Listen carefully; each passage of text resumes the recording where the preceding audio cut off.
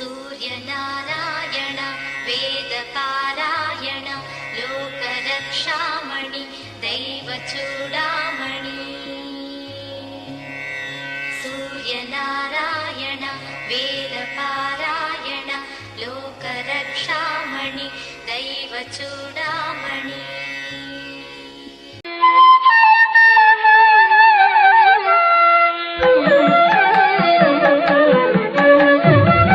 गुरुर्ब्रह्मा गुरुर्विष्णुः गुरुर्देवो महेश्वरः गुरुः साक्षात् परं ब्रह्म तस्मै श्रीगुरवे नमः। व्यासाय विष्णुरूपाय व्यासरूपाय विष्णवे नमो वै ब्रह्मनिधये वासिष्ठाय नमो नमः। कूजन्तं राम रामेति मधुरं मधुराक्षरम् आरुह्य कविताशाखां वन्दे वाल्मीकिकोकिलम्। श्रुतिस्मृतिपुराणानाम् आलयं करुणालयं नमामि भगवत्पादशङ्करं लोकशङ्करं। वागर्धाविव सम्पृक्तौ वागर्धप्रतिपत्तये जगतः पितरौ वन्दे पार्वतीपरमेश्वरौ।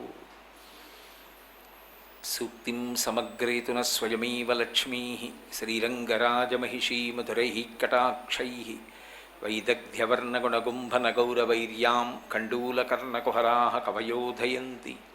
हैमोर्ध्वपुण्ड्रमजहन्मकुटं सुनासं मन्दस्मितं मकरकुण्डलचारुगण्डं बिम्बाधरं बहुलदीर्घकृपाकटाक्षं श्रीवेङ्कटेशमुखमात्मनिसन्निधत्ताम्।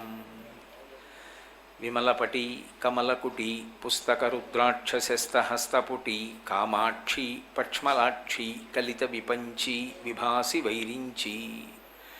मनोजवं मरुततुल्यवेगं जितेन्द्रियं बुद्धिमतां वरिष्ठं वातात्मजं वनरयूथमुख्यं श्रीरामदूतं शिरसा नमामि।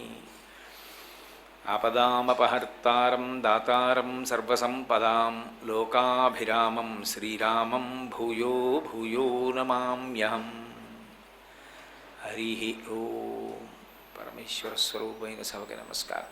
మహానుభావుడు ఒక్కొక్క ఋతువులో ఒక్కొక్క వర్ణాన్ని మారుతూ ఒక్కొక్క రంగులో ఉండి ఋతువులను ఏర్పాటు చేసి ఆయా ఋతువుల యందు కాలములో విశేషాన్ని ప్రచోదనం చేసి తదనుగుణంగా లోకంలో ఉండేటటువంటి ప్రాణుల యొక్క ఆరోగ్యం నిలబడడానికి, సృష్టి జరగడానికి, లయమైపోవడానికి కావలసినటువంటి కారణములను ఏర్పాటు చేసేటటువంటి సృష్టికర్త, స్థితికర్త, ప్రళయకర్త ఒకటై కనపడేటటువంటి కేవల తేజోమూర్తి సూర్యబింబం ఒక్కటే.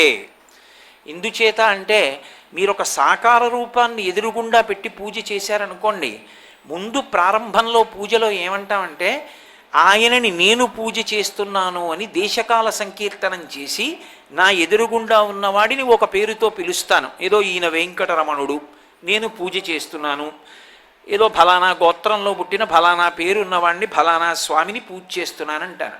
పూజ అంతా అయిపోయాక అసలు ఇది కాదయా సత్యం, అసలు సత్యం వేరే ఉంది. అసలు భగవంతుణ్ణి తెలుసుకోవడానికి మార్గం ఏమిటో తెలుసా? నాణ్య పంథాయ నాయ విద్యతే, ఇంకొక మార్గం లేదు, ఇదొకటే మార్గం అని అన్నప్పుడు నేనేం చెప్తాను? ఆ ఈశ్వరుడు ఎక్కడో లేడు.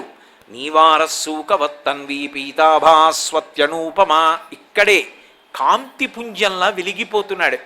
వడ్డుగింజ యొక్క చివరి భాగం మొన ఎలా గీరుకుంటుందో ఇలా అంటే అలా అంత చిన్న రూపం బిందు రూపంలో లోపల ప్రకాశిస్తున్నాడు. మళ్ళీ తస్య మధ్యే, ఆ మధ్యలో వెలుగుల ముద్దగా వెలుగుతున్నాడు. దాన్ని ఏ పేరు పెట్టి పిలు, నీ ఇష్టం. అది దివు ప్రకాశం. స బ్రహ్మ సశివ సహరిసేంద్ర సోక్షర పరమస్వరాట్ రాజాధిరాజాయ ప్రసజ్జసాహిని. అందుకే పోతన గారు భాగవతం చేస్తూ 3 లోకములకు 3 కాలములకు 3 రూపములకును మూలమగుచు భేదమగుచు తిరిగ భేదమయ్యొప్పారు బ్రహ్మమనగ నీవే పాలనయన అంటారు. అటువంటి పరమాద్భుతమైనటువంటి స్వరూపమై సృష్టికర్త, స్థితికర్త, ప్రళయకర్త ఏకమైపోయినటువంటి తేజస్వరూపమైనటువంటి పరబ్రహ్మ స్వరూపము కన్నుల ముందు వెలుగుల ముద్దగా ప్రకాశించడం అంటే ఒక్క సూర్యబింబ దర్శనం చేతనేది. ఆయన లోకములకన్నిటికీ కూడా అన్నం పెట్టేవాడు ఎవరు అంటే సూర్యభగవానుడే అన్నం పెట్టాడు. అసలు ఈ లోకానికి మొట్టమొదట అన్నం పెట్టినవాడు ఆయనే. ఓషధి అనేటటువంటి మాటని కల్పించినవాడు కూడా ఆయనే. ఓషధి అన్న మాటకు అర్థం ఏంటంటే, ఓషధి అంటే స్త్రీవచనం. అసలు ఆ శక్తిని కల్పించినవాడు ఎవరు అంటే సూర్య భగవానుడు. ఈ సృష్టి అంతా జరిగిన తరువాత ప్రాణుల వంక చూశాడు. ప్రాణులన్నిటికీ కూడా షడూర్ములు అని ఉంటాయి. షడూర్ములలో ప్రధానమైనవేవి అంటే ఆకలి దప్పులు. ఆకలి దప్పులు, జరామరణములు, శోకమోహములు, ఈ ఆరింటిని షడూర్ములు అంటారు. ఇవి సమస్త ప్రాణులకు ఉంటాయి, ఒక్క మనుష్యులకే కాదు. ఆకలి దప్పిక లేనిదే ఉంటుంది, శోకము మోహము లేనిదే ఉంటుంది. ఎంత అనుబంధం ఉన్నదో అంత శోకం ఉంటుంది, ఎంత తక్కువ అనుబంధం ఉన్నదో అంత తక్కువ శోకం ఉంటుంది. అందుకే అసలు సృష్టిలో విచిత్రం ఏమిటంటే శోకము అధికముగా ఉండే ప్రాణి మనుష్యుడు ఒక్కడే. మిగిలిన ప్రాణులకంత శోకము లేదు. ఎందుకో తెలుసా? వాటికంత వ్యామోహం లేదు. ఓ పక్షి ఉందనుకోండి, దాని పిల్లకి ఎగిరి ఆహారం సమకూర్చుకోవడం వచ్చిందనుకోండి, ఇక అది పట్టించుకోదు. అందుకే అది ప్రశాంతంగా ఉంటుంది. ఓ కుక్క, తన కడుపున పుట్టిన కుక్క పిల్ల తనంత తాను సంపాదించుకోవడం వస్తే వదిలిపెట్టేస్తుంది, అయిపోయిందంతే, ప్రశాంతంగా ఉంటుంది. నేను చెప్పక్కర్లేదు. కాబట్టి శోకం ఎవరికి ఎక్కువ అంటే, ఎవరు ఎక్కువ అనుబంధాన్ని పెట్టేసుకుని వ్యామోహంలో నిండిపోతాడో వాడికి ఎక్కువ శోకం. ఎవడు తేలి ఉంటాడో అంటే, ఎవడు అనుబంధములన్నీ ఈశ్వరుని యందుంచి తత్ప్రసాదముగా మిగిలిన వాటిని అనుభవిస్తూ ఉంటాడు. అంటే ఏమండి ఉండకూడదా అంటే, నేను అన్న మాట పట్టుకోవాలి సుమా, నేను గంభీరమైన మాట అన్నాను. ప్రధానమైన అనుబంధము ఈశ్వరుని యందు. కాబట్టి ఈశ్వర మీ ప్రసాదం నాకు ఈ కొడుకు, ఈశ్వర మీ ప్రసాదం నాకు ఈ కోడలు, ఈశ్వర మీ అనుగ్రహం నా కూతురు, ఈశ్వర మీ అనుగ్రహం నా అల్లుడు, ఈశ్వర మీ అనుగ్రహం నా మనవలు. ఇప్పుడు ఆయనకి అది ప్రసాదం. ప్రసాదాన్ని ఎంత పవిత్రంగా చూస్తాడో దాన్ని ఈశ్వర విభూతిగా అంత అనుగ్రహంగా, అంత ఆనందంగా చూస్తాడు తప్ప అంతకన్నా వ్యామోహంతో మాత్రం చూడడం. అందుకని తేల్తాడు.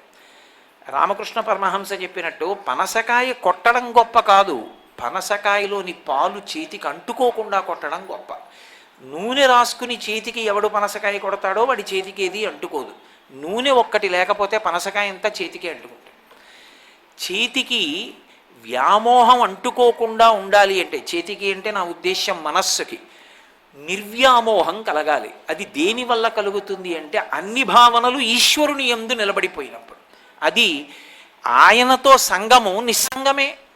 ఈశ్వరుడితోటి సంగము సంగములా కనపడిన నిస్సంగమే. ఎందుకంటే కొన్నిసార్లు కామము కామములా కనపడిన నిష్కామమే. ఎందుకంటే నాకు ఏదో లౌకికమైన విషయముల మీద కామం ఉందనుకోండి, కామం ఈశ్వరుని యందు కామం ఉంటే కామం కాదది, ఉండవలసిన కామం, ఉత్తమ కామం. కాబట్టి అది కోరిక లేనితనమే అయిపోతుంది. కోపం అన్నాను అనుకోండి, తప్పు. ఏమిటి నాకు ఈ దిక్కుమాలిన కోపం, అస్తమానం నాకు కోపం వస్తుంది, నాకు ఈ కోపం పోదా అసలు అని నా కోపం మీద కోపం వచ్చిందనుకోండి, అప్పుడు ఆ కోపం పోవాలని కోరకూడదు, ఆ కోపం ఉండాలి. అది ఉత్తమ కోపం. కాబట్టి ఉండి లేనిదవుతుంది, ఉండి ఉత్తమ గుణం అవుతుంది. ఎప్పుడు ఒకప్పుడు దుర్గుణంగా ఉన్నది ఒకప్పుడు సుగుణం అవుతుంది. అలా ఎప్పుడు మారుతుంది జీవితం అంటే సమస్తము ఈశ్వరుని యందు న్యాసమైనప్పుడు. అలా ఆయన నిర్హేతుకమైన కృపని చూపించాడు ఒకప్పుడు సమస్త ప్రాణికోటి యందు. వీళ్ళకి షడూర్ములు ఉన్నాయి. షడూర్ములంటే ఆకలి, ఆకలి దప్పిక, ఈ రెండు భరించడం విశేషమైనటువంటి కష్టం. సంస్కృతంలో ఏది అసలు అలవాటు పడడం, దేన్ని ఉపాసనలోకి తెచ్చుకోవడం, ఏది గుణముగా ప్రకాశించడం చాలా కష్టమో దాన్ని క్షకారంతో ప్రయోగిస్తారు. క్షమ అన్నాను అనుకోండి, ఓర్పు. ఓర్పుతో ఉండడం అంత తేలిక కాదు. కనపడ్డ ప్రతివాడి మీద కలియబడిపోవడానికి అహంకారం ఉంటే చాలు. నా అంతవాడిని నేను, వాడికేం తెలుసని తిరగబడిపోతూ ఉంటాడు. కానీ నాకేం తెలుసండి అని ఓర్పు పట్టాలనుకోండి, ఎంతో వినయం ఉండాలి. ఆ వినయం అంత తొందరగా వచ్చేస్తే ఇంకే. అందుకు కదా శంకర భగవత్పాదులు షట్పది చేస్తూ అవినయమపనయ విష్ణోహో అని మొదలుపెట్టారు. క్షమ, క్షుత్. క్షుత్ అంటే ఆకలి, అది అంత తేలిక కాదు. అలాగే క్షుధ, దాహం వేసిందనుకోండి, అంత తేలిక కాదు ఓర్చుకోవడం. అటువంటి షడూర్ములలో ఒకటైనటువంటి ఆకలి చేత ప్రాణులన్నీ బాధపడుతున్నాయి. ఎంతమందికి ఎన్నిసార్లు అన్నం పెడతారు? అందుకే సూర్యనారాయణమూర్తి చేసినటువంటి మహోపకారం ఏమిటంటే కొన్నిటికి ఓషధీతత్వాన్ని కటాక్షించాడు. ఓషధి అంటే అది ఒకసారి తిన్నంత మాత్రం చేత ఆకలి అనబడేటటువంటి రోగాన్ని పరిమారుస్తుంది. రెండు, అది కొద్దిగా మిగిలే అనుకోండి, మళ్ళీ తీసుకెళ్ళి భూమిలో పెడితే అపారంగా మళ్ళీ పెరుగుతుంది. అలా పెరగగలిగినది, లోపల ఆకలి అనేటటువంటి వ్యాధిని పోగొట్టగలిగినది ఏది ఉన్నదో దానికి ఓషధి అని పేరు. ఉదాహరణకి ధాన్యం ఉన్నాయనుకోండి, దంపుకుని బియ్యం చేసుకుని తిన్నాం అనుకోండి, అన్నం వండుకొని, ఆకలి తీరుతుంది, శక్తిగా మారుతుంది. ఏది కనపడితే అది తిన్నాం అనుకోండి, అతిసారం వస్తుంది, ప్రమాదం వస్తుంది. ఏది లోపలికి వెళ్ళి జీర్ణమై శక్తిగా మారుతుందో అది పోషిస్తుంది. ఆ పోషకత్వము కలిగినటువంటి వాటిలో ధాన్యము, గోధుమలు, రాగులు, సజ్జలు ఇలాంటివన్నీ చేరుతాయి. అవి ఒక్కసారి పండి తినేసిన తరువాత ఇక మళ్ళీ ఎలా వస్తాయి అన్న ప్రశ్న వచ్చిందనుకోండి, ప్రమాదం జాతికి. అప్పుడు జీవకోటి నిలబడదు. ఓషధీతత్వం ఉంటుంది. ఒక్క బస్తాడు ధాన్యం దాచుకున్నాడు అనుకోండి, 9 బస్తాల ధాన్యం తినేసిన పండిన 10 బస్తాల్లో ఆ ఒక్క బస్తాలో ధాన్యం పట్టుకెళ్ళి మళ్ళీ భూమిలో వేశాడు అనుకోండి, మళ్ళీ 10 బస్తాల ధాన్యం వస్తాయి. ఓషధి అంటే తినబడినప్పుడు శక్తినిస్తుంది. అదే ఓషధి చిత్రం ఏమిటంటే మళ్ళీ భూమిలో పెట్టినప్పుడు ద్విగుణంగా, బహుళంగా మళ్ళీ వచ్చి లోకము యొక్క ఆకలిని తీరుస్తుంది. అటువంటి ఓషధీతత్వాన్ని ప్రకాశింపచేసిన వాడు ఎవరంటే సూర్యభగవానుడు. ఎవరి ద్వారా చేశాడు అంటే అది కూడా చాలా విశేషమైన భావనతో చేశాడు. ఎక్కడ చెప్పారు ఈ విశేషాలంటే మహాభారతం ఆరణ్య పర్వంలో ధౌమ్యుడు మాట్లాడతాడు. ఆయన చెప్తూ ఉత్తరాయణం అంతా కూడా ఆయన భూమి మీద ఉన్నటువంటి జలాశయములలోని నీటిని, ప్రాణుల యందు ఉన్నటువంటి నీటిని కూడా లాక్కుంటాడు. అంతగా నీటిని లాగుతాడు ఉత్తరాయణం అంతా. దక్షిణాయన ప్రారంభం అయ్యేటప్పటికీ ఒక చేత్తో వర్షం కురిపిస్తాడు, రెండవ వైపు నుంచి నేను ఇందాక 300 కిరణముల చేత దేవతలను, మనుష్యులను, పితృదేవతలను పోషిస్తాడన్నానే, అందులో ఆయన ఏం చేస్తాడంటే చంద్రుడికి ప్రకాశం ఇస్తాడు. అందుకే సూర్యుడు చంద్రుడి మీద ఆధారపడి ప్రకాశిస్తాడు. ఆ సూర్యుడి నుంచి పడినటువంటి కిరణముల చేత చంద్రుడు అమృతత్వాన్ని పొంది సుధాకిరణుడై అమృతంతో కూడినటువంటి కిరణాలని విడిచిపెడతాడు. అందుకే శంకర భగవత్పాదులు ఎప్పుడెప్పుడు సౌందర్యలహరిలో చంద్రుడి గురించి మాట్లాడినా హిమకరహ హిమకరహ అంటూ ఉంటారు. చల్లని కిరణములు కలిగిన వాడు అని. ఆయనకి సుధాధారలను విడిచిపెడుతుంటాడు. ఆయన కిరణములలోంచి అమృతం పడుతూ ఉంటుంది ఎప్పుడు. అందుకే ఆపాతాళ నభస్థలంత భవన బ్రహ్మాండమా విస్ఫురత్ జ్యోతిస్ఫాటికలింగమౌళి విలసత్పూర్ణిందువంతామృతై అస్తోకప్లుతమేకమీశమనిశం రుద్రానువాకాన్ ద్యపం ధ్యాయే దీప్సిత సిద్ధయే ధ్రువపదం విప్రోభిషించేచ్చివం బ్రహ్మాండ వ్యాప్త దేహ భసిత హిమరుచాభాసమానాభుజంగై కంఠే కాళాః కపర్దాః కలిత శశికళశ్చండకోదండహస్తాః త్రిక్షా రుద్రాక్షమాలా సులలిత వపుషః సంభవా మూర్తిభేదాః అని అభిషేకం చేయడం వల్ల ఫలితం వస్తుందా? అభిషేకమునకు ధ్యానము చేత ఫలితం వస్తుందా అంటే యథార్థమునకు అభిషేకం చేత ఫలితం వస్తుందని చెప్పలా. ధ్యాయేత్ ఈప్సిత సిద్ధయే. అసలు అభిషేకం చెయ్యడానికి ముందు ధ్యాన శ్లోకంతో నువ్వు శివలింగాన్ని ధ్యానం చేయడంలోంచి నీ కోరికలు తీరుతున్నాయి. ఎలా అంటే ఈ శివలింగం అంతా బ్రహ్మాండమైతే ఒకానొకప్పుడు దూర్జటికి దర్శనమైంది. ఉదయగ్రామము పానవట్టము అభిషేకో తత్ప్రవాహంబు వార్ది ధరిద్వంతము ధూపధూమము జ్వలద్దీప ప్రభారాశి కౌముది తారానివహంబులద్భుత సుమంబులుగా తమోదూత సఖ్యదమై సీత గభస్తి బింబ శివలింగం బొప్పె ప్రాచీదిశన్ అన్నాడు.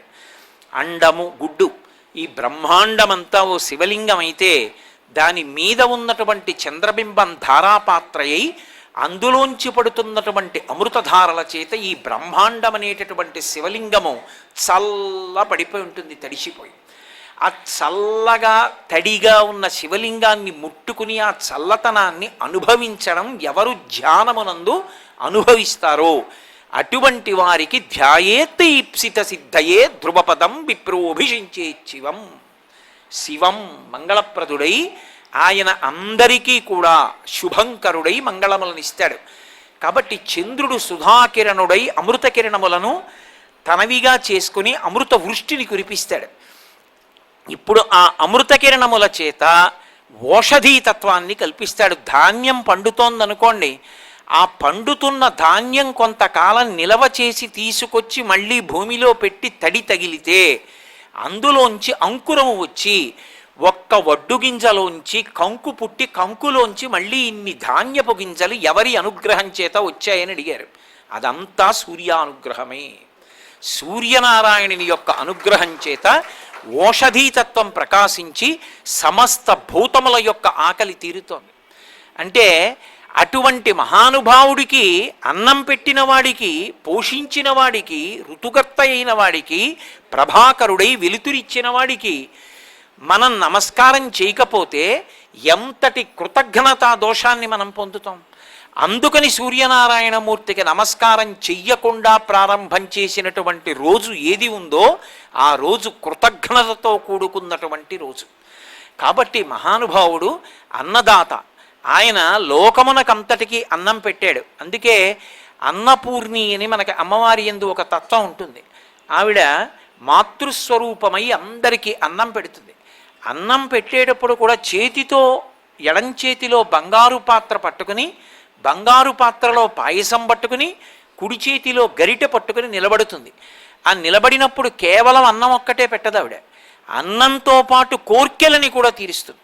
ఉభౌ దర్వీ కుంభౌ మణిగణక సంభావిత గుణౌ దదానాపాణిభ్యాం మృతరస మృష్ణాన్న కలితౌ కళాఢ్యా కళ్యాణీ కలిత సదనా శ్రీ గిరసి శిరసస్య సౌ భ్రామర్యంబా రచయితుమదిష్టార్థ విభవం అంటారు. అలా కోర్కెలను కూడా తీర్చడానికి కావలసినటువంటి విభూతిని వడ్డించేటటువంటి తల్లికి అన్నపూర్ణ అని పేరు. అయితే ఇంతమందికి ఆవిడ అన్నం అలా ఎలా పెడుతూ ఉంటుంది? ఎలా పెడుతుంది అంటే సూర్యచంద్రులిద్దరినీ ఆమె స్తనములుగా చేసుకొని పెడుతుంటుంది. పేరాల భరతశర్మ గారని మహానుభావుడు అమ్మవారి అనుగ్రహం పొందినటువంటి కవి. ఆయనకి అమ్మవారు ఒకరోజు కల్లోకి వచ్చి ఒకలా కనపడి శర్మ పద్యం రాయి అంది. ఆయన అలా పద్యం రాస్తే బాగుంటుందా అమ్మ అని రాయడం మానేశారు. ఆవిడ వరుసగా 3 రోజులు కల్లోకి వచ్చి శర్మ నేను వ్రాయమంటే నీకేమిటి అభ్యంతరం వ్రాయమంది. అప్పుడు ఆయన అమ్మవారి అలకల మీద ముంగురుల మీద ఒక పద్యం రాశారు. ఇప్పుడు సరే నేను అమ్మవారి కేశపాశం గురించి మాట్లాడటం లేదనుకోండి, అందులో శారదానందలహరిలో పేరాల భరతశర్మ గారు ఒక మాట అంటారు. అమ్మ, ఒక్కడు ఎనుగుముఖంబునను మరొక్కడు ఆరుముగాలతోడ నీ యక్కున పాలు త్రావా జగమెంతయు బిడ్డలు కన్న తల్లి నేడెక్కడ నుండి చేపెదకో ఇనబింబము చంద్రబింబమున్ నీ అక్కున దాల్చకను నీ ఉరంబున దాల్చకనున్న అహర్నిశల్ సతీ అన్నారు. అమ్మా, నీకు ఉన్నవి 2 స్తనాలు. స్తనముల చేతే కదా మాతృత్వం లోకాన్ని పోషించడం. అటువంటి తల్లివి 2 స్తనములతోటి లోకాన్నంతటినీ పోషించాలి. కానీ ఒక్కడు ఎనుగుముఖంబునను, నీ పెద్ద కొడుకు ఎనుగుముఖం ఉన్నవాడు, వాడు తొడ మీద కూర్చుని పాలలా తాగుతూనే ఉన్నాడు, వాడి ఆకలి తీరదు. మరొక్కడు 6 ముఖాలతోడ, ఆ 2వ స్తనం వైపు కూర్చున్నవాడు 6 ముఖాలు ఉన్నవాడు, వాడు 1 ముఖంతో తాగుతాడు, 2వ ముఖంతో తాగుతాడు, మళ్ళీ 6వది అయ్యేటప్పటికి మళ్ళీ 1వ ముఖంతో మొదలు పెడతాడు. అమ్మ, వాళ్ళిద్దరే పాలు తాగుతుంటే జగమంతయు బిడ్డలు కన్న తల్లి ఆ బ్రహ్మకీట జననివి నువ్వు, మరి మా అందరినీ ఎలా పోషిస్తావమ్మా అంటే ఇనబింబము చంద్రబింబమున్ తక్కక నీయురంబునను దల్పకయున్న అహర్నిశల్ సతి. అహర్నిశల్ అని అహస్సూతే సవ్యం తవ నయనమర్కాత్మకతయా అంటూ శంకర భగవత్పాదులు అద్భుతమైన శ్లోకం చేశారు.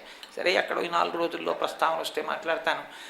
కాబట్టి అమ్మవారు ఏం చేసిందంటే సూర్యబింబాన్ని చంద్రబింబాన్ని స్తనమండలంగా ఉంచుకుందిట. ఇప్పుడు సూర్యుడి నుంచి వచ్చేటటువంటి కిరణముల చేత తేజస్సుని సంతరించుకున్న చంద్రుడు సుధాకిరణుడై అమృత కిరణుడై ఓషధీతత్వాన్ని కల్పిస్తే వాటి చేత తినడం చేత ఆకలి తీరి శక్తి కలుగుతోంది. మళ్ళీ వాటిని తీసుకెళ్ళి భూమిలో వేస్తే పంట పండి మళ్ళీ పంటలు వచ్చేటటువంటి అవకాశం కలిగింది. ఇది ఎవరు చేశారంటే ఆకలి కేకలు విని అయ్యో వీళ్ళందరూ సంతోషంగా ఉండాలని అనుగ్రహించినటువంటి సూర్యుడి వలన కలిగింది. ఈ ప్రస్తావన ఎందుకు రావలసి వచ్చిందంటే మహాభారతంలో ధర్మరాజు గారికి ఒక పెద్ద సంక్లిష్టమైనటువంటి సమస్య ఏర్పడింది. ఏమిటా సమస్య అంటే, ఆయన అరణ్యవాసానికి బయలుదేరాడు. ఆయన అరణ్యవాసానికి బయలుదేరి అరణ్యానికి వెడుతుంటే ఆయన వెనక కొన్ని వేల మంది బ్రాహ్మణులు వచ్చారు.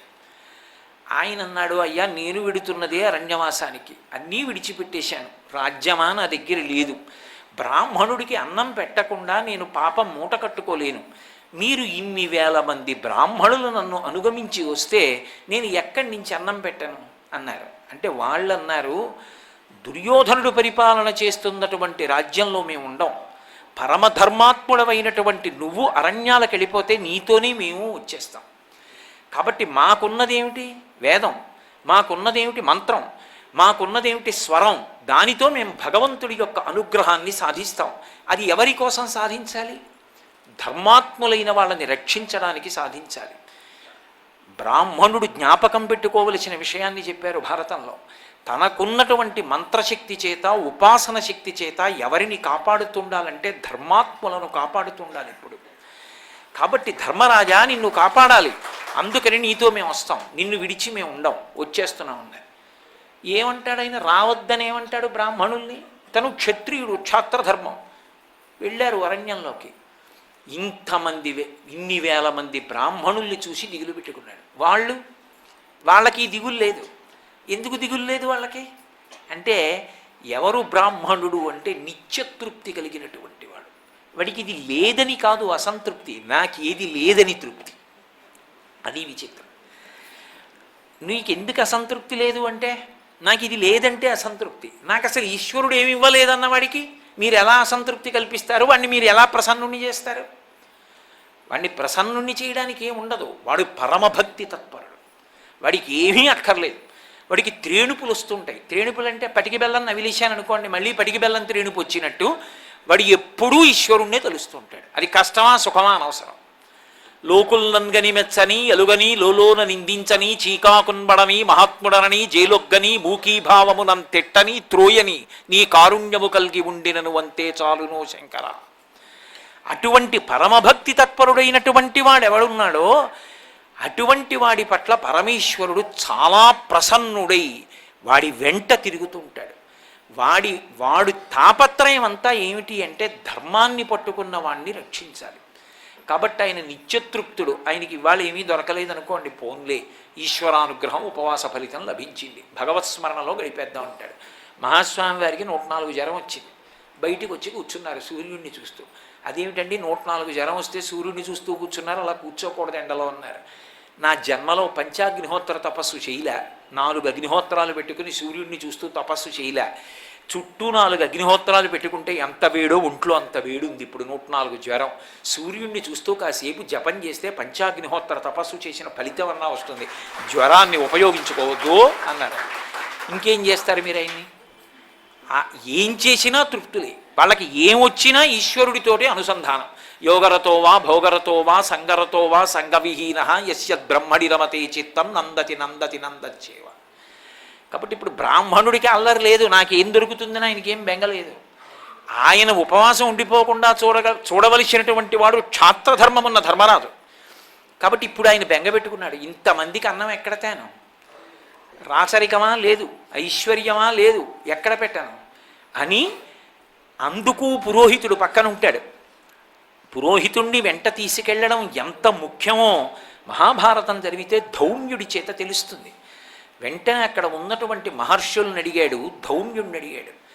పురోహితుడు కనుక ధౌమ్యుడు లేచి అన్నాడు, ఈ ప్రశ్న నీది కాదు ధర్మరాజా. ఒకానొకప్పుడు ఈ లోకంలో ఉన్నటువంటి ప్రాణులన్నీ కూడా ఆకలి పొందాయి సృష్టి జరిగినప్పుడు. ఆకలికి అప్పటికి అన్నం పెడితే సరిపోదు, ప్రతి పూట ఆకలి పుడుతూ ఉంటుంది. అన్న సమృద్ధి ఎలా కలుగుతుంది? ఆ అన్న సమృద్ధిని ఎవరు ఏర్పాటు చేస్తారంటే సూర్యనారాయణమూర్తిగా అనుగ్రహించాడు ఈ లోకాన్ని. అందుకని లోకమునకు అన్నమునిచ్చేవాడు సూర్యుడే. ఎవడు సూర్యుడికి నమస్కరిస్తాడో వాడికి ఇంట్లో అన్నానికి లోటు రాదు. ఒక తరంలో కాదు, నియమంగా సూర్య నమస్కారం చేసి సూర్యుడికి కృతజ్ఞత చెప్పడం అలవాటైనటువంటి వాడికి వాడుండగా కాదు, వాడి తర్వాత తర్వాత తర్వాత తర్వాత 7 తరాల వరకు ఇంటికి పెద్దల్ని పిలిచి అన్నం పెట్టి వాడు తింటాడు తప్ప అసలు వాడికి అన్నానికి లోటన్నది రాదు. సూర్యుడికి నమస్కరించడం అంత కృతజ్ఞత. ఆయన అంత సంతోషించి అన్నదానం చేస్తాడు, అన్నం పెట్టే అదృష్టాన్ని కూడా ఇస్తాడు. కాబట్టి ఒకానొకప్పుడు మహారాజులందరూ కూడా తమ పాలనలో ఉన్నటువంటి ప్రజలందరికీ అన్నం దొరకాలని సూర్యోపాసన చెయ్యకుండా ఉండేవారు కాదు. సూర్యోపాసన లేకపోవడమే ఆకలి కేకలకు కారణము. లోకంలో అన్నం దొరకక ఎందుకు ఏడుస్తారంటే సూర్యుణ్ణి ఉపాసన చేయడం, ఆయనకి నమస్కరించడం మానేసి సూర్యబింబం ఉదయించిన తరువాత ఆయన వైపుకి తిరిగి ముఖ ప్రక్షాళనం చేయడం, ఆయన వైపుకి తిరిగి మలమూత్ర విసర్జన చేయడం, ఆయన వైపుకి తిరిగి ఉమ్మి వేయడం, ఆయన వైపుకి తిరిగి నమస్కారం కూడా చేయకపోవడం, ఆయన ఉదయించేసరికి కనీసం మనసులో పవిత్ర భావనలతోనైనా నిలబడకపోవడం, ఇటువంటి కారణముల చేత సూర్యానుగ్రహాన్ని పొందక ప్రజలలో ఆకలి కేకలు వస్తాయి. కాబట్టి ధర్మరాజా, నువ్వు ఇవాళ వీళ్ళందరికీ అన్నం పెడతాను అని అడుగుతున్నావు, నీ కోరిక సమంజసమే. నీకు అన్నదానం చేయడానికి కావలసిన అర్హత కల్పించవలసినది. ధర్మము ప్రధానమై ఉంటుంది లోకంలో. ధర్మరాజు అన్నాడు, గృహస్థన్నవాడికి అందరికీ కూడా కొన్ని ధర్మాలు ఉన్నాయి, రాజుకి కాదు. ఇవాళ నేను రాజ్యం లేనివాణ్ణి కాబట్టి నాకు ఆ ధర్మం పోదు. నేను ఇల్లాలితో ఉన్నాను, అందుకని నాకు కొన్ని ధర్మాలు ఉన్నాయి. ఏమిటా ధర్మాలంటే, అన్నిటికన్నా ప్రబలమైనది ఏది అంటే ఆకలితో ఉన్నవాడికి అన్నం పెట్టాలి. మహాత్ములైనటువంటి వారు వచ్చినప్పుడు ప్రత్యేకించి స్వాగతం పలికి వారిని తీసుకొచ్చి అన్నం పెట్టాలి. కాబట్టి అసలు గృహస్థాశ్రమంలో ఉన్నదే అందుకు. కాబట్టి ఒకటి, అన్నార్తులకు అన్నం పెట్టాలి, దాహం వేసినటువంటి వాడికి మంచినీళ్ళు ఇవ్వాలి, బాధపడినటువంటి వాడికి శయ్య కల్పించాలి, భయపడినటువంటి వాడికి శరణ ఇవ్వాలి, చాలా క్లేశంతో ఉన్నటువంటి వాడికి ఆసనాన్ని కల్పించాలి. ఇవి ప్రధాన కర్తవ్యాలు గృహస్థుకి. వీళ్ళందరికీ ఆకలిస్తుంది, వాళ్ళు నన్ను అడగరు అన్నం పెట్టమని, కానీ వాళ్ళు ఆచమనం చేసి అలా కూర్చుంటే నాకు దోషం వస్తుంది. గృహస్థుగా నా ధర్మం పోయింది నేను అన్నం పెట్టనప్పుడు. అందుకని వీళ్ళకి అన్నం పెట్టడానికి నాకు శక్తి కావాలని అడుగుతున్నాను. అది పురోహితుడు కనుక ఏ మార్గం చేత వస్తుందో నాకు కటాక్షించని అడిగాడు. చాలా సంతోషించాడు ధౌమ్యుడు. ఎంత ఉత్తమమైన కోరిక కోరావయ్యా, నీకు 108 సూర్య నామములు చెప్తాను, ఉచ్చారణ చెప్తాను. ఇవి నామములే కానీ నామములు గౌణములు. ఇప్పుడు నేనున్నాను అనుకోండి, నామకరణం చేసి నాకు ఓ పేరు పెట్టారు కోటేశ్వరరావు అని. ఎందుకు అంటే ఎంతమందిలో ఉన్నా ఆ పేరు పెట్టి పిలిస్తేనే పలకడానికి. భగవంతుడికి ఎందుకు 1000 పేర్లు అంటే, భగవంతుడికి 1000 పేర్లు ఉండేటటువంటిది కేవలం ఏదో సంతోషం కోసం పెట్టినవి కావు. ఆయన ఒక్కొక్కప్పుడు ఒక్కొక్క గుణాన్ని ఆవిష్కరిస్తే అవి ఆయా నామములుగా మారిపోయాయి ఆయనకి. అందుకే ఆయనకి ఉంటే 108, లేకపోతే 1000. 364, 763, 871 ఉండవు. ఎందుకు ఉండవో తెలుసా? ఆయనకి లేక కాదు, నిజానికి అలా మన కోసమే చెప్పాం. ఈ భగవన్నామని చెప్పేటప్పుడు చెప్తే అష్టోత్తర శతనామాలు, లేకపోతే సహస్రనామాలు. 111 చెప్తానండి అనకూడదు. ఒక్క గురువు గారికి అయితే మాత్రం 116. ఎందుకంటే ప్రత్యేకించి ఆంధ్రదేశంలో ఒక లక్షణం ఉంది, 116 కట్నం ఇస్తారు. ఎవరికైనా బహుమానం చేశారనుకోండి 116 ఇస్తారు. 116 గురువు గారికి కట్నం ఇవ్వాలి. అందుకే శంకరాచార్యుల వారికి వైశాఖ శుక్ల పంచమి నాడు కట్నం ఇస్తే గురు కట్నం 116 ఇవ్వాలి. ఆయన సన్యాసి డబ్బుచ్చుకుంటారా? పుచ్చుకోరు. 108 శంకరాచార్యుల వారి నామాలు చెప్తాం. భగవంతుడైతే 108 నామాలు, గురుస్వరూపాలైతే 116 చెప్పాలి. అందుకే కైలాస శంకరుడు కాలడి శంకరుడిగా వచ్చాడు కాబట్టి 8 నామాలు కలుపుతాం. భవాయ దేవాయ నమ, శర్వాయ దేవాయ నమ, ఈశానాయ దేవాయ నమ, పశుపతే దేవాయ నమ, రుద్రాయ దేవాయ నమ, ఉగ్రాయ దేవాయ నమ, భీమాయ దేవాయ నమ, పశుపతే దేవాయ నమ అని 8 కలిపి 108కి 116తో కట్నం ఇస్తాం. 116 నామాలతో కీర్తిస్తారు. నామములు గౌణములు. నామమునందు రమిస్తాడు వ్యక్తి.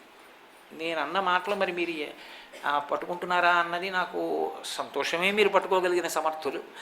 నామమునందు మనసు రమిస్తుంది. ఎప్పుడో తెలుసా? ఉచ్చారణ అర్థము తెలిస్తే. అందుకు నామాలకు వ్యాఖ్యానాలు వచ్చాయి. శంకర భగవత్పాదులు విష్ణు సహస్రానికి వ్యాఖ్యానం ఎందుకు ఇవ్వడం అంటే మన మనసు రమించడం కోసం, అందుకు ఇచ్చారు వ్యాఖ్యానం. మనసు రమిస్తే పూజ పూర్తయిపోతుంది. మనసు రమించలేదనుకోండి, బతికున్నంతకాలం పూజ చేసినా వాడు ఎప్పుడూ పూజ పూర్తి చేయడు. నేను మీకు ఒక మాట బాగా చెప్పాలి అంటే అథాంగ పూజ అని ఉంటుంది పూజ చేసే ముందు. ఏదో పాదయో ఏదో పాదౌ పూజయామి, గుల్భౌ పూజయామి, ఊరుం పూజయామి, కటిం పూజయామి, నాభిం పూజయామి, వక్షస్థలం పూజయామి, స్కందౌ పూజయామి, బాహూన్ పూజయామి, కంఠం పూజయామి, ఓష్ఠే పూజయామి, కామీశబద్ధమంగళ్యసూత్రశోభితకంధరా అని నామని చెప్పాను అనుకోండి. కామాక్షి పరదేవత ఆకుపచ్చటి పట్టుబట్ట కట్టు కూర్చునుంటే అమ్మవారి మెడలో పైకి మంగళసూత్రాలు శతమానాలు కనపడుతుంటే ఇంతలా బంగారు తాడుకి మంగళసూత్రాలు వేసుకుని ఉంటే నేను ఎదురుగుండా అమ్మవారి దగ్గర కూర్చుని పరమస్వతంత్రంతో నా మోకాళ్ళ మీద పైకి లేచి అమ్మవారి శతమానాలు ఇలా చేతులతో పట్టుకుని కాముణ్ణి కాల్చిన పరమశివుణ్ణి తపస్సుతో మెప్పించి మంగళసూత్రం కట్టించుకుని మాకు తండ్రిని పక్కన కూర్చోపెట్టుకుని లోకములను కన్న తల్లివమ్మ నువ్వు, నీ మంగళసూత్రం వెనక ఇంత వైభవం ఉంది, మహా ఇల్లాలివి, మహాపతివ్రతవి, అమ్మా నీ మంగళసూత్రం కదు లోకాలకి రక్ష అని వంగి కళ్ళకద్దుకుని అమ్మవారి మంగళసూత్రాలు చల్లగా తగులుతుంటే కళ్ళకద్దుకుని అమ్మవారి గుండెల మీదకి మెల్లిగా ఇలా వదిలిపెట్టాను అనుకోండి. ఇప్పుడు కామీశబద్ధమంగళ్య సూత్రశోభితకంధరా అంటాను, తర్వాత నామం గుర్తొస్తుందా? అందులో రమిస్తున్నాను కాబట్టి నోరు కామీశబద్ధమంగళ్య సూత్రశోభితకంధరా అదే అంటుంటుంది. ఏదో వంట చేసుకుంటూ మా ఆవిడ ఏమిటి అదే నామం చెప్తాడు తర్వాత నామం చెప్పడం ఏమిటని గబగబా వచ్చేదో తర్వాత నామం చెప్పింది అనుకోండి, నేను వెనక్కి తిరిగి పూజ పాడు చేసేసావే అంటాను. అదేమిటి నామం అందిస్తే పూజ పాడు చేశానంటారేమిటి అంటే ఇన్నాళ్ళకి నా మనసు రమించి ఆవిడ మంగళసూత్రం, ఆ తల్లి, ఆ కంఠం, ఆ 3 గీతలు, ఆ భుజాలు, భుజకీర్తులు, నా తల్లి పట్టుబట్ట, ఆ సువాసనలు, నా తల్లి చిరునవ్వు కనపడుతుంటే అంత దగ్గరగా ఆవిడ మోకాళ్ళ దగ్గరగా నా చేతులు పెట్టి మంగళసూత్రాలు పట్టుకుని కళ్ళకద్దుకుని మురిసిపోతున్నాను. ఆనంద భాష్పాలు రాలుతూ రోమాంచితమై ఉన్నాను. నీ మాట వల్ల బహిర్ముఖుడిని అయిపోయాను, పోయింది పూజ. ఇప్పుడు చెప్పండి, నామము అర్థమైతే నామమునందు మనసు రమిస్తే పూజ యందు మీరు ఉత్తీర్ణులైపోయారు. అది నామమునకున్న శక్తి. అందుకే నామమును ఉపదేశం చేశాడు. మంత్రంగా దానికి ఉపదేశం ఎందుకు వచ్చింది మరి మహాభారతంలో అంటే సిద్ధి దాని వలన కలుగుతుంది. నామం వచ్చింది అంటే దాని అర్థం ఏంటంటే శ్రీమాతా శ్రీ మహారాజ్ నీ దగ్గర మొదలుపెట్టినప్పుడు అర్థమై ఇంకా మళ్ళీ ఎప్పుడో శివశైక్య రూపిణి లలితాంబికాని అన్నాడు అనుకోండి, ఏమి నామం చదివినట్టు దిక్కుమాలింది. ఎందుకోసం ఆ వ్యాయామం అంతా కాదు, అసలు నువ్వు రమించాలి, నువ్వు చదువుతుంటే పక్కవాడు రమించాలి, అది నామం చదవడం అంటే. అందుకని ఉపదేశం చేస్తూ ధౌమ్యుడు ఒక మాట అన్నాడు ధర్మరాజుతో, ఇవేం మామూలుగా వచ్చాయనుకుంటున్నావా సూర్యనామాలు? మామూలుగా వచ్చినవి కావు, ఇవి మొట్టమొదట దేవేంద్రుడు నారదుడికి ఉపదేశం చేశాడు, నారదుడు వసురాజుకు ఉపదేశం చేశాడు, వసురాజు నాకు ఉపదేశం చేశాడు, నేను నీకు ఉపదేశం చేస్తున్నాను. ధర్మరాజా, తెల్లవారుజామున స్నానం చేసి గంగానదీ జలాలలో నిలబడి తూర్పుగా తిరిగి సూర్యుడి వంక చూస్తూ పవిత్రమైన మనస్సుతో మనస్సుని నిలబెట్టి 108 నామాలతో సూర్యనారాయణమూర్తిని స్తోత్రం చేయి. నమస్కారము చేత ప్రీతి చెందిపోతాడు. ఆ మనసు నిలబడిందా అంతే పరమేశ్వరుడు ప్రసన్నుడైపోతాడు. భావనామాత్ర సంతుష్టాయై నమో నమః. అది లేనప్పుడు ఎందుకు? కాబట్టి నిలబడు, చెయ్యి అన్నాడు. వెళ్ళి నిలబడి మహానుభావుడు గంగానదిలో నిలబడి సూర్యనారాయణమూర్తికి ఎదురుగా నమస్కారం చేస్తూ స్తోత్రం చేశాడు. ఈ 108 నామాలు చదవడం మొదలుపెట్టాడు. పరమప్రసన్నుడై సూర్యమండలాంతర్వర్తి అయినటువంటి సూర్యుడు దిగొచ్చాడు. ధర్మరాజా, నీ కోరిక తీరుస్తున్నాను, నీకు ఒక రాగి పాత్రని బహూకరిస్తున్నాను. మంగళాశాసన పరై మదాచార్య పురోగమై సర్వైశ్చ పూర్వైరాచార్యై సత్కృతాయాస్తు మంగళం. మంగళం కోసలేంద్రాయ మహనీయ గుణాత్మనే చక్రవర్తి తనూజాయ సర్వభౌమాయ మంగళం. ఉమాకాంతాయ కాంతాయ కామితార్థప్రదాయినే శ్రీగిరీశాయ దేవాయ మలినాథాయ మంగళం. సర్వం శ్రీ ఉమామహేశ్వర పరబ్రహ్మార్పణమస్తు. స్వస్తి.